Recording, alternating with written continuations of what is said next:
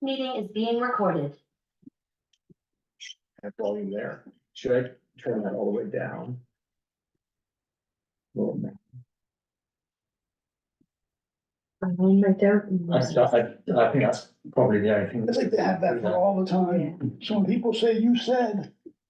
it's like, Right. This is what I said. Yeah.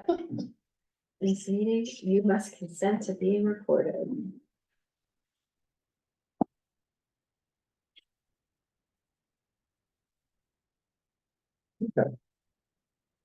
So I think, are we good to go? Yep. We're up and running, we're recording. Simon led the planning commission review on this, so if you want to give an introduction and then let the applicants sort of talk us through it. Yeah, so this is the form-based code review, project review meeting for the 38 unit residential building on Market Street, part of Finney Crossing. They got approval for their subdivided lot back in August, I believe. And you probably know Market Street and Zephyr Road are already there. So really this is focusing on the building's compliance with the form-based code. And we do have Deputy Chief Jerry and Director of Public Works with us today, which is great. So I think this is a public meeting, but not a public hearing. Correct. We don't have any members of the public here today.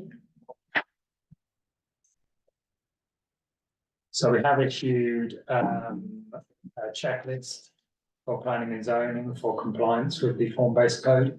Contains a number of relatively minor matters that need to be updated at final plans. We also have a few issues just to check through fire and public works. So the intention is we iron out all the major issues if there are any at this meeting.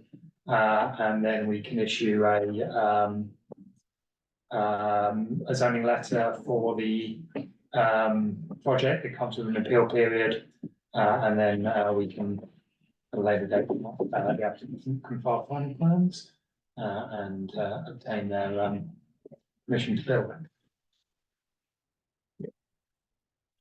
So Scott and Andy, if you want to give a brief overview of the project, we can put the site plan up on the screen if you want.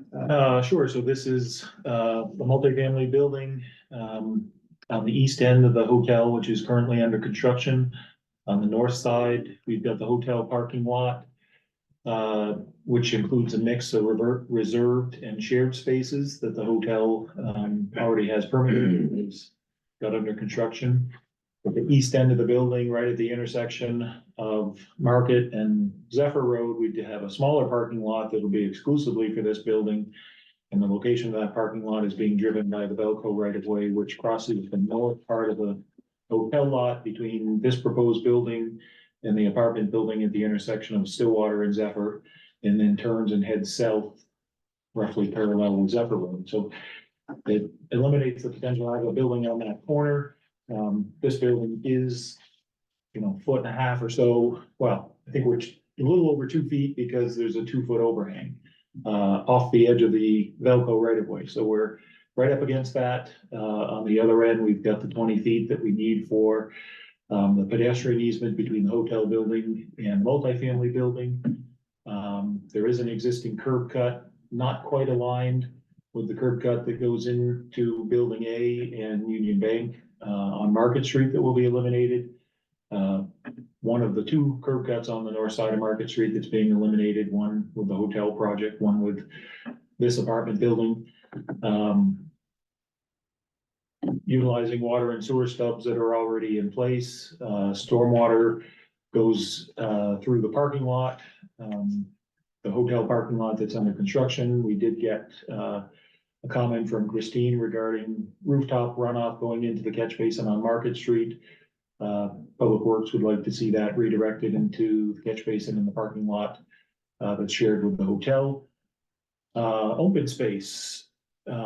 We have balconies that face Market Street and that face the shared parking lot on the north side of the building. Even though those can be counted as open space, we weren't counting them. We're providing the full open space requirement on the ground, off the northeast corner of the building, the little circular striped area. There's a small sitting area there that's surrounded by, landscaping between it and the ramp going down into the garage, and additional landscaping on the north side of that walk. Kind of zooming in on that area, we've also got the trash structure that's shared between the hotel and this apartment building. And I should have mentioned it before, but with the apartment building, there is a parking garage underneath, so that's the ramp leading from the garage, from the small parking area at the intersection down underneath the building.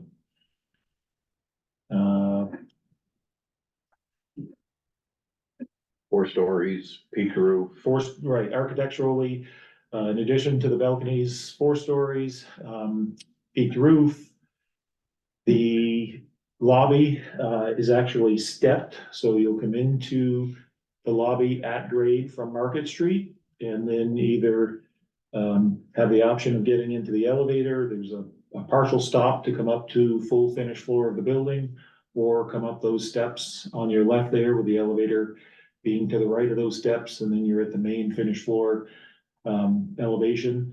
The other entry off of Market Street is from a stair into the hallway. That will have steps. There's a canopy that's proposed to, we can talk about that as we go down through the staff comments. There's also steps and a accessible ramp into the lobby entry off the parking lot side.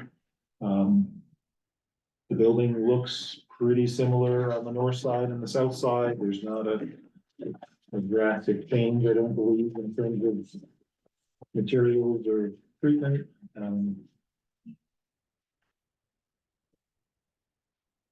Yeah, It looks so similar.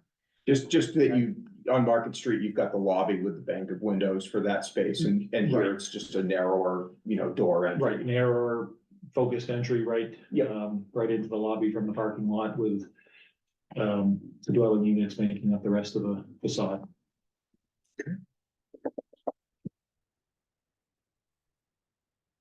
Should we just, Let's jump into the review comments, and if you wanna just talk through them and address them. Yep. Roof plan, mechanical equipment. There's no, as I said, there's a sloped roof. There's no cutout or anything like that for mechanical equipment on the roof, no mechanical equipment on the ground. There are balconies for each dwelling unit. And there would be a condenser for mini split unit on each of those balconies. The minimum balcony size, I believe, is 5 by 9, and then the balconies that face Market Street are a couple inches over 5 feet and 11 feet 5 inches. So if you were to deduct the area of that basically large suitcase size condenser, there would still be the minimum balcony area being required.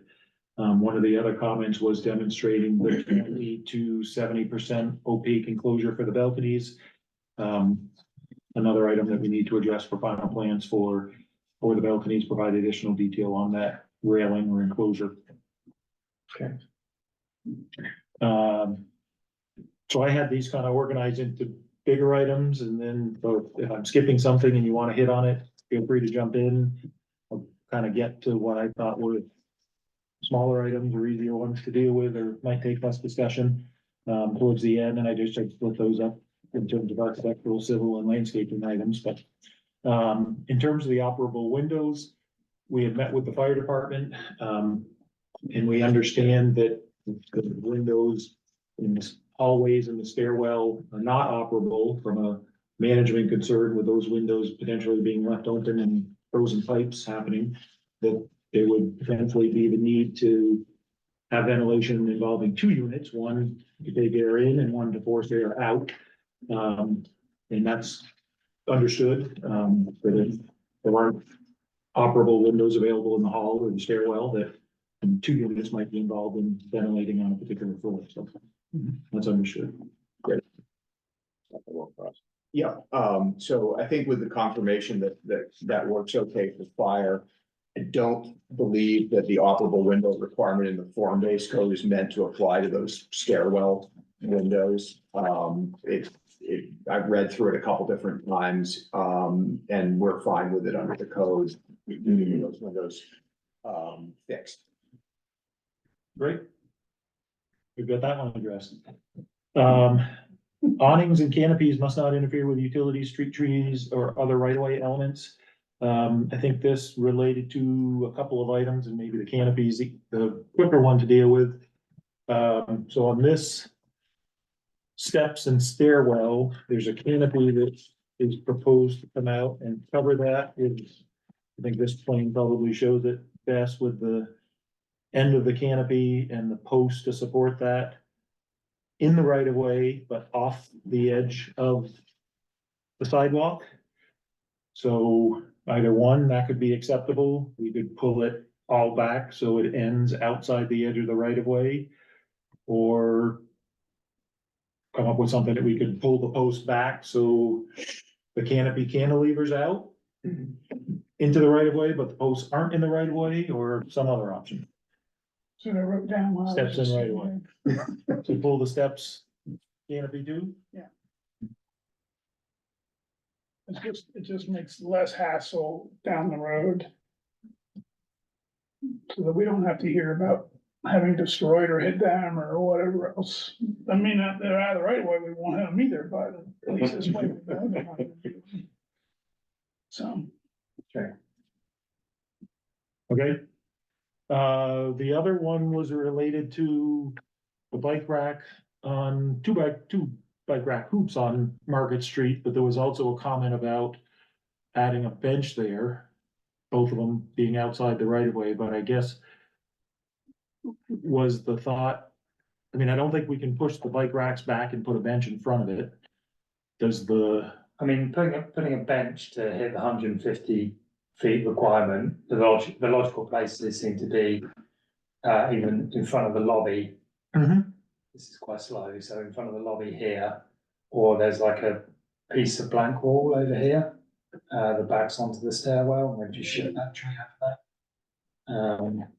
does it make more sense to have it by the lobby where more of the activity may be coming and going? I mean, I get with the blank wall, but if so there's a requirement in your form-based code now for benches every 150 feet?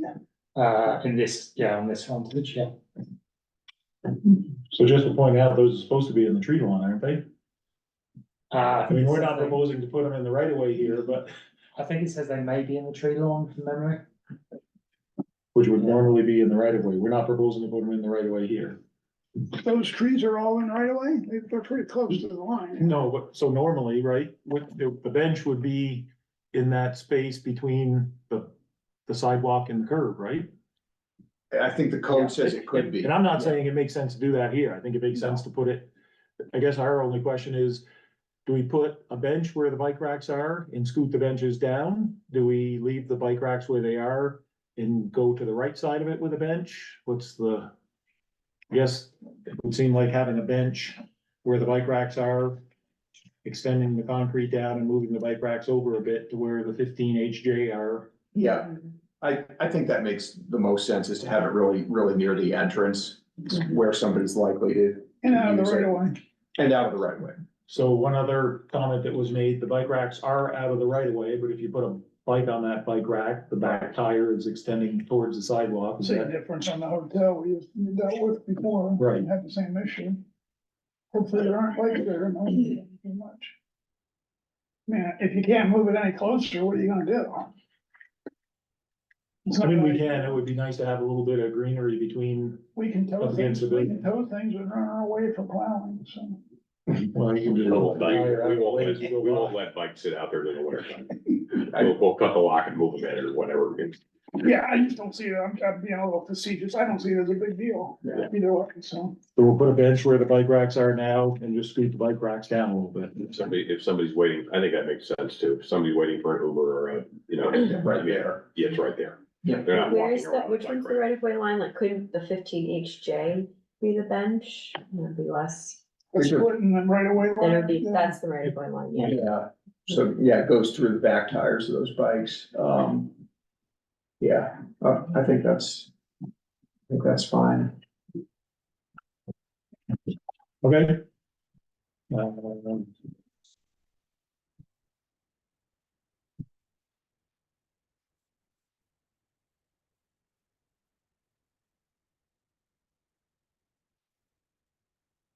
You need to note on the final plans or provide a detail that the balconies are required, demonstrate that they're large enough. I think we've got the dimensions on there, but between the. We can add a note regarding the dimension, the condenser, and the railing. Growth management, I've included the growth management. What is now an outdated growth management questionnaire just because it was on the certificate of conformity Yeah. checklist, so yes, we would like to have growth management review be administrative.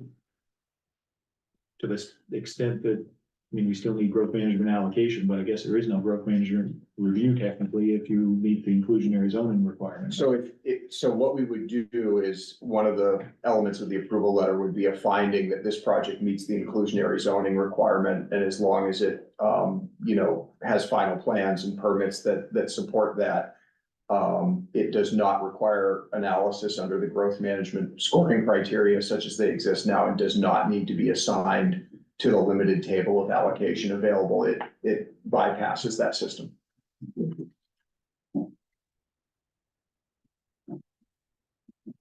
So it doesn't, if you meet, we're fine, I guess, I'm just wondering about. If you meet the inclusionary zoning, aren't you still aren't pulling from the 80 per year? You're no longer pulling from the 80 per year. Okay, It's entirely outside of that system now.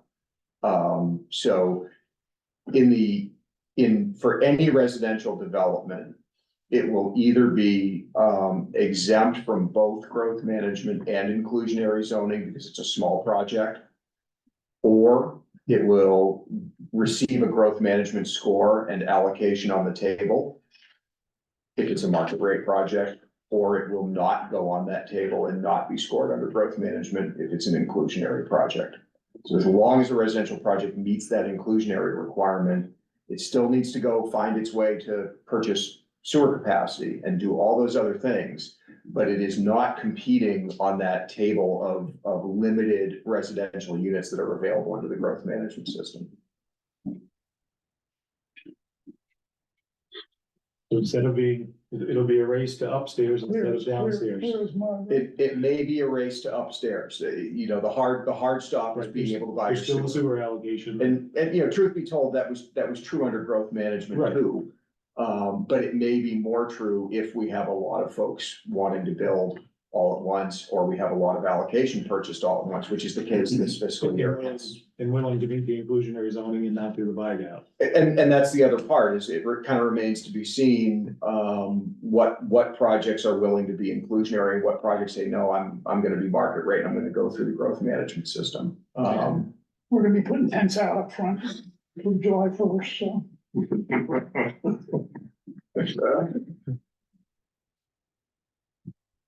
Yeah, I mean, a lot of this, Andy, will hinge on how much new residential capacity the select board is willing to put in for the next fiscal year. This fiscal year, they put in a lot. We had a large project purchase, essentially all of it, 3/4 of the way through the fiscal year. And then we had the request to support this building that was under specific development. When I go to the board in March and talk about, well, you made this much available and it all got bought. We may have a conversation about how everybody feels about, well, what if that keeps happening every year? I actually don't think it will, because the annex, which bought all that capacity, is a very large project, and they bought, I forget what percentage of the annex was supported by that initial purchase, like 3/4 of it. Yeah. So I don't necessarily know that there are that many more really big single purchases out there, but it may become more competitive at sewer.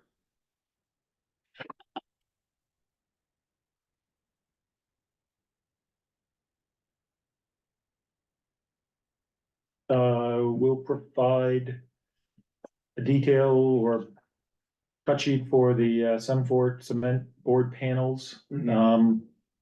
Which I think we had talked about, I talked about with Matt, but then I talked about briefly with Simon as well. They're just those two little panels midway up the vertical windows in the stair. Just those ones that are in between the Yeah. two vertical banks.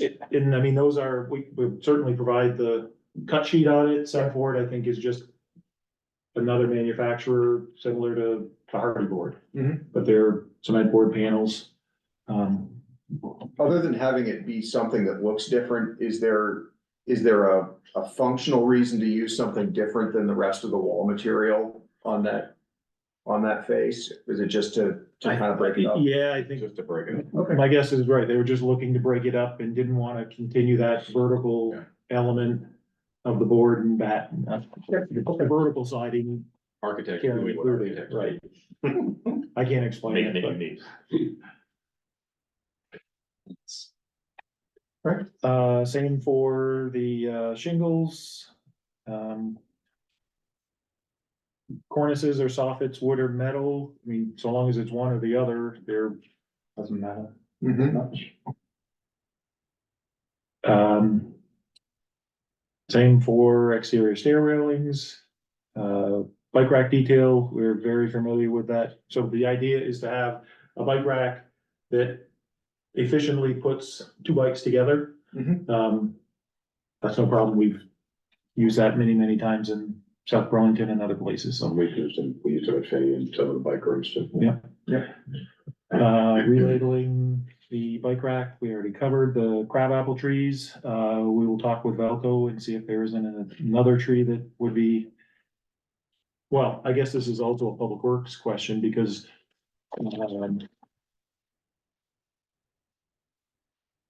Remember whether all of those, I guess some of them are outside the right of way. So. We're talking about these 8. There's already some crabapple trees along Zephyr Road that are in. And there's 8 more proposed here. The Velco limit on the height is really what's driving that. I guess if public works is good with crabapples, maybe we'll leave these as crabapples and see if Velco is okay with something else for the 4 that are outside the right of way, unless you'd rather see something other than crabapples inside the right of way.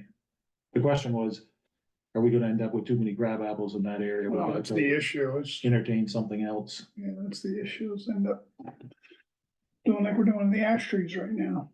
Yeah, so is there another short tree, right?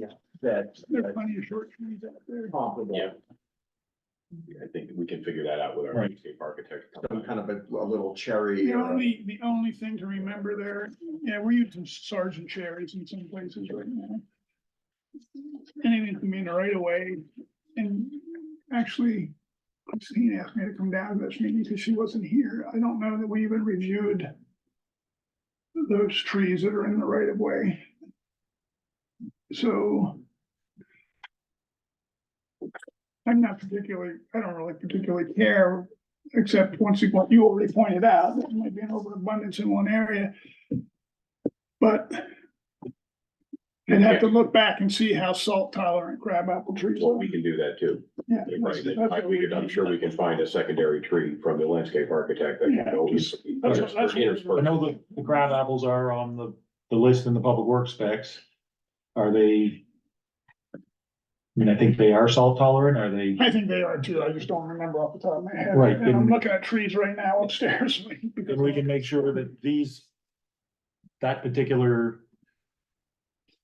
I mean, even for your Height is own, it being- would be better to have these mixed up rather than Mhm. have these same trees. Cause if you get a disease in one, it could be, you're taking out all of them then. So it's always better to have a little bit more of a mix. so we can look at sergeant cherry or something else in those as well. We've used honey locust, we've used elm, sergeant cherries, but you're talking about the smaller trees, so it's Right. probably along the sergeant cherry or. The Vermont Tree Guide has 5 crab apples and 4 of them have a smiley face for salt. There you go. And 1 has a frowny face. Don't get the frowny face.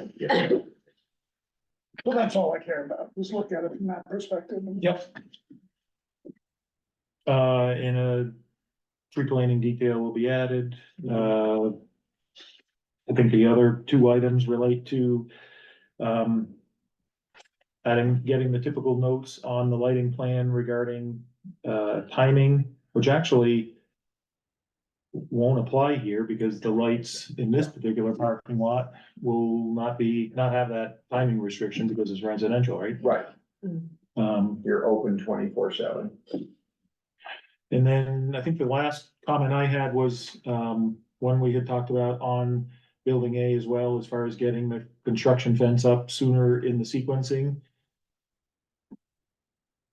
I guess as a trigger for that, the excavation for the building, I mean, if they're working on trenching for utilities, do they have to have that fence up if everything is backfilled at the end of the day? I mean, if they've got a trench post to the road, they obviously need to be looking at safety, but does the fence need to go up right away, or is it more focused on an excavation that is not being backfilled at the end of the day and making sure that the fence is up to provide a secure site at that point?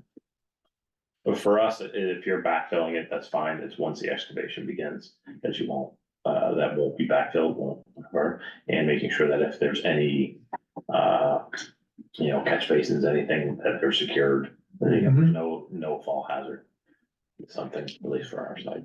I think from the planning side, we're looking at managing, attractive nuisance. So when there starts to be, material stockpiled on the site in such a way that if a kid climbed on it, they're risking injury, that sort of thing. But if there's excavation that's backfilled at the end of the day and there's a job trailer and the trailer's locked, it's just once material starts coming on site. And then the other thing the fence handles is, windblown trash and issues like that. So once they're pulling stuff out of packaging and, all of that, the fence becomes more important on our side. Those kids from the daycare down the road love coming over and watching the hotel under construction, so. Yeah. This will, make sure they can see through the fence. Oh, all the way over, Red Barns. yeah, I'm trying to think of his name there. Well, he doesn't own it anymore, right? No, It was Buddha. Yes. Andy now. Yeah. Or well, I don't know the daycare, but, Emily had a picture the other day of all the kids in the wagon watching the hotel project, so. Yeah, I think I put it in tape somewhere. It's really cute. Hopefully from the other side of the street, They, on the sidewalk. No, on the they corner, they go right up to that fence. I I don't know what it is. Is that sidewalk supposed to be closed? No, there's no sidewalk Oh, there on, just on, isn't one. on that side. I was just hoping that they were watching from sidewalk, on the somewhere opposite sitting. side of the street, right?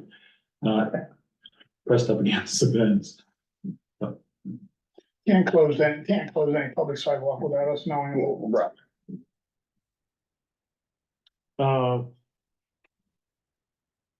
I believe those were all the comments in the staff report that I had picked up on.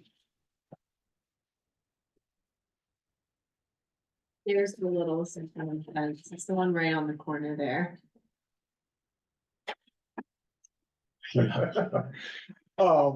Just for the record, we've got a 4-story building with a pitched roof. I think the absolute top of that pitched roof is about 67 feet, if I remember correctly. Well under the 87-foot absolute height limit. Only 59. 50, 59.1 is what they've got. no kidding. Well, no, 62. Okay,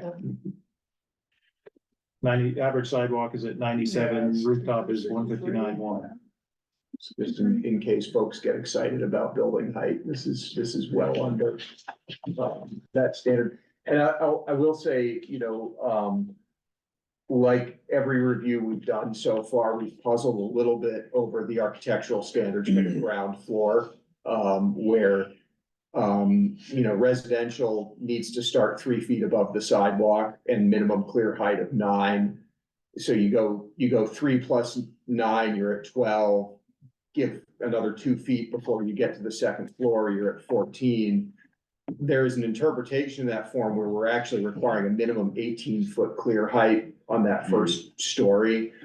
But to me, it's just directly in conflict with the minimum allowance between 3 and 9. So my interpretation has been to go to that lower, especially on a residential ground floor, clear height until we can talk to the planning commission about it and resolve it. So we're not requiring a humongous ground story right now. And I'll circle back with the planning commission probably this fall to talk about how that has played out, but it has come up every time, when we talk to an architect about what's gonna happen on that ground story. Is 18 feet's a lot. It's definitely a lot when you're in a residential ground story, especially when you have to start that residential floor no more than 3 feet above the sidewalk. So just probably not something anybody else is really excited about, but, we recognize there's some tension in the way the code's drafted around that right now. I wonder about that every time I've looked at the checklist. Yeah, and so, I'm not writing it down as a sort of like, this is the way we're gonna do it every time, but we are looking at it every time it comes in and trying to come up with something reasonable that, meets the code. Simon, is there anything else? That was all my points. I don't know whether Tim, you've got anything additional from your. No, only other question I had was, do you have any planned EV chargers for parking garage? Not at the moment. No, good, That's a great thing. okay. I think, I mean, clearly it's coming. I don't know when, but it's coming. It is, we're working, with legislation right now to try and, if we do, because the code is very much behind of what's actual happening. Like we had one in the hotel, the newest hotel, and we just asked that, one, as long as it's, the electrical is designed in the building to accept This is a those charger in the garage. in the garage. Yeah. And if they do place them, they are next to the door opening, not interior of the building, so that if we do have an issue. Sure. And, the other thing that we always, just point out is with these, it's not a typical car fire, so you are gonna impact the building. And when you do impact the building of 39 units, that you can make that unlivable for that amount of people, due to structural issues. Sure. So it's that we always really say outside is better. But understanding that, people are wanting them, we try and do it in a place that's, isn't compromising, as a little impact as it could potentially be. Well, it's clearly, we're not there yet, but I think we all can see a future where everything's electric. Yeah. And if everything is electric, then every parking space is going to have some form of Yeah, charging receptacle in it. And when half of our parking spaces are underground, correct. we are going to have a lot of cars underground that are going to be demanding Yeah. some form of charge. So it's gonna be interesting to see how that plays out. How it progresses to, Right. especially for stuff that is currently already built. Yeah. How do we adapt to that? So that's just, I just wanted to put that out there. Yeah. Scott, do you see differences, in insurance rates? When, if you go talk to an insurance company, say we've got EV chargers in the basement, do they respond to that? So we don't have any in the basement yet, so that topic has not come up. So it's not nothing that we've been discussing. Okay. Do we need to talk about the radio frequency? Yeah, so Tim and I had met, the big question is, what's the radio frequency gonna be in this building? And the problem is, we don't know for sure. So the radio frequency right now will be what we currently use, our frequency that we currently use. Right, but whether we have an issue with this building or not, Correct. Won't know until it's almost substantially complete to do testing. So that's not supported by Williston bylaw. No, that's actually an NFPA I requirement. understand it's an NFPA requirement, but it's not supported yet by the bylaw, so there's a tension there, right, correct? Right, there's, I mean, this is popping up in DRB all the time. right, so, where we sit is Williston Fire has the fire department plan review policy, adopted policy by the select board, it references NFPA. Fire pulls most of their review criteria and comments, from that document or from NFPA. And this issue of, planning for radio transmission comes out of that. The Williston Development Bylaw and the zoning compliance is not dependent on compliance with the fire department plan review document. In other words, we don't have a regulatory lever in the bylaw that says this is also part of the bylaw. We have a statement that when we review zoning permits, we will coordinate with the fire chief and solicit their comment. So it's less formal and it's not regulatory, Scott. We just all try, we're in a mode where we're all trying to work together. Yeah, I understand that. I think where we've talked about the radio communications issue has come up just in this building and maybe the one before it as an issue that's starting to show up. Yeah, we're seeing it in the DRB documents and staff Yeah. reports. So We have a number of buildings already in town that we have significant radio challenges with, communication issues. Are these steel or masonry or? Everything across the board, we have even Eagle Crest and Falcon Manor, wood structures. We have significant radio challenges in those buildings existing, and those are buildings we go to All the time. all the time. So it's just our part going, we have to start doing something to address that. A new building goes up and we can't talk from inside, it's a safety issue.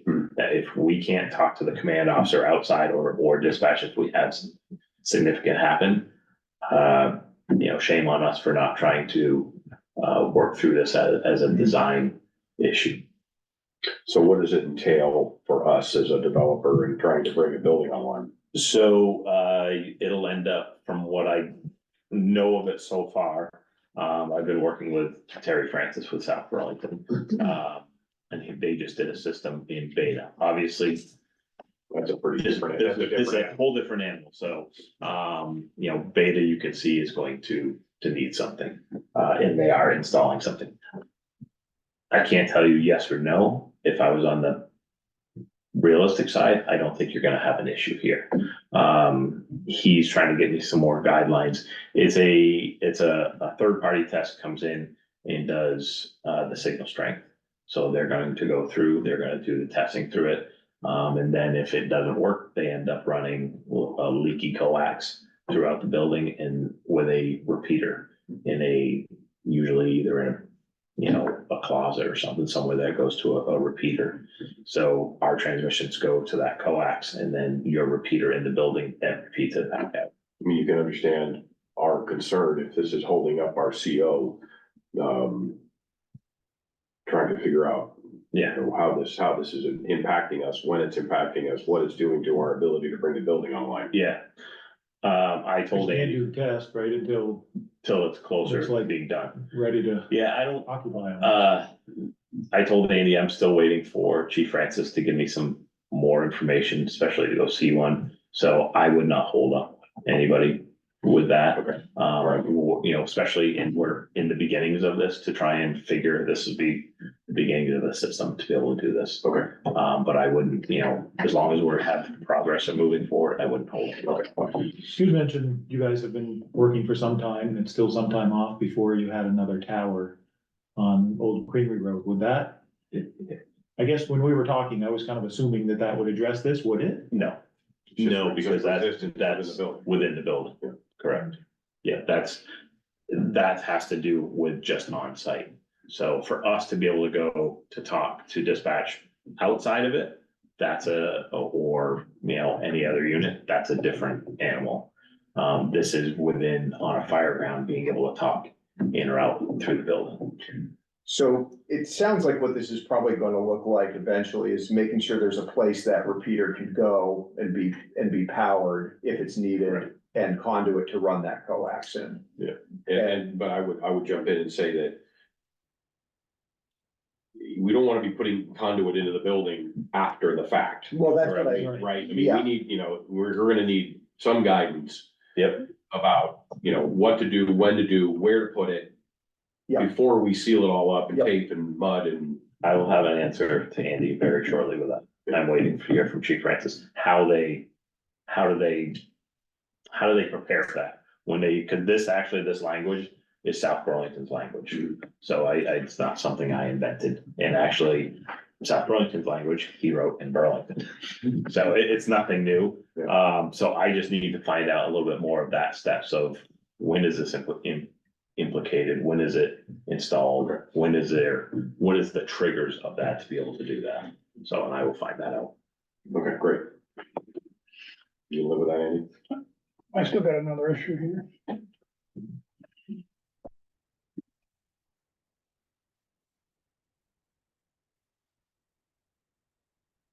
What Oh, really yeah. is that distance? Yes, right, you gotta be able to, It's way too close, that's what's being depicted on that plan, something's gotta move. we can look at where the door actually is, you know, if it's it may be possible to switch the door opening even and shut the whole thing one way or the other. So you're looking at that second landing on We're Market talking Street. about a valve, Oh, yeah, Val. so, Well, and not, right, being able to get to the valve, but not having the whole thing on top of the water service either. Yeah, no, yeah, getting to the valve and keep in mind, because this happened in Finney Crossing. When they went and put the fences up, but a lot of those curb stops in there, we really can't get on. And we can, but it's quite difficult, because here's the valve and here's the fence. So we're gonna make sure that that's not happening here. And then it has cut back existing 6-inch DI water stub. Do you have a detail for what you're talking about there? So right now, Already stubbed in. right, comes back to here. Yeah. Just coming back closer to the gate valve Oh, yeah, that's right, you're gonna pick it up there. and make You're that 90, picking right. it up there, so this pipe will get, it says cut back, well, anyway, this pipe really is gonna be eliminated. Yes, Okay, so, yeah, we'll address the valve issue.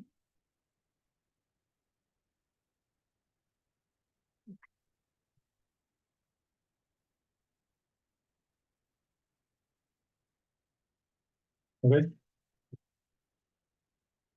I'm just- okay, good. So, we can conclude this meeting. We've gone over, the issues that need to be addressed in final plans, both from the commenting parties as well as the planning and zoning side. Sounds like we've got everybody's questions answered, or we're gonna find clarity on those last few things. As Simon introduced, we would issue a zoning determination letter that essentially states that this plan with those few modifications to final plans will meet Williston's zoning in this area and that a permit can be issued. The reason we issued that determination, and it's an appealable determination, is to give the applicant some certainty under the zoning code without having to file the full application where they're gonna pay all of their various fees and purchase their sewer allocation, et cetera. So the determination letter creates an appealable and binding decision by the town that the project meets zoning, and if it is submitted for permit, it will receive one. But it gives the applicant that approval, similar to getting a notice of decision from the DRB, in a form that, as we understand it, makes banks happy that there's been something formal issued that says this does indeed meet zoning, before they need to lay out all the resources, for the permit that will actually allow construction to proceed. So we conclude this meeting, we issue that determination, and then the applicant can come in following that determination with final plans and a final certificate of conformity application, which is our permit in this district. All of the other usual things like development agreements, escrows, impact fees, et cetera, apply as they would for a DRB approved project. So that's where we are in the process. Thanks to everybody for coming today. Thank you. Stay in touch if there's questions. Always encourage the applicant to work with our commenting departments independent of us. If what they need changes something that shows up against zoning, let us know. Great, thanks. Thank you. Thank you, everybody. So they never leave windows open over there. What was that?